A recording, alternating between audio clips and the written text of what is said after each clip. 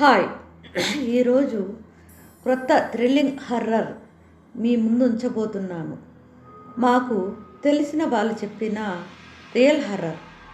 వాళ్ళు ఒకసారి మనాలి ప్లాన్ చేశారు.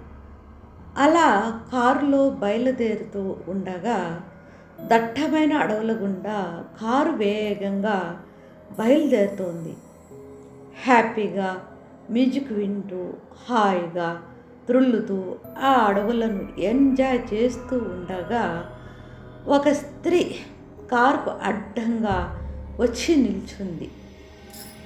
ఎవరమ్మా నీవు అని అడిగాడు రాజేష్. ఈ అడవిలో ఒంటరిగా ఏం చేస్తున్నావు, భయం లేకుండా అన్నాడు అనుమానంగా. ఆమె నుంచి ఉలుకు లేదు పలుకు లేదు. అలా తల వంచుకొని అలాగే ఉంది. మంచి ఎర్రటి చీరలు, తలుపుల చీరలు, ఆ మబ్బులో అప్సరసలా ఉంది. పొడవాటి జుట్టుతో ఎంతో అందంగా కనిపిస్తోంది. ఆమెతో మాటలు కలపాలని కుతూహలంగా ఉంది. కిటికీ డోర్ తెరిచాడు రాజేష్. ఎందుకో ముఖం చూడాలనిపించింది. ముఖంలోకి తొంగి చూశాడు. ఆమె ముఖము కళ్ళల్లోంచి కనుగుడ్డు బయటకు వచ్చి అందవికారంగా ఉంది. ముఖమంతా మచ్చలు మచ్చలుగా అసహ్యంగా ఉంది. నాకు ఒళ్ళంతా చెమటలు పట్టసాగాయి. అంతలో మా వాళ్ళు, రాజేష్ కిటికీ క్లోజ్ చేయి, ఇది ఏదో పిశాచిలా ఉంది అంటున్నారు భయంగా. అంతలో ఆ స్త్రీ ఉన్నట్టుండి మాయమైంది. ఇక ప్రమాదం తప్పిందని అనుకుంటూ హ్యాపీగా వెళుచున్నాం.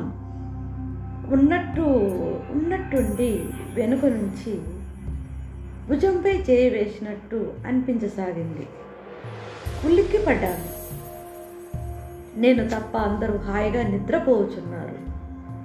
ఇది భ్రమ అనుకున్నాను.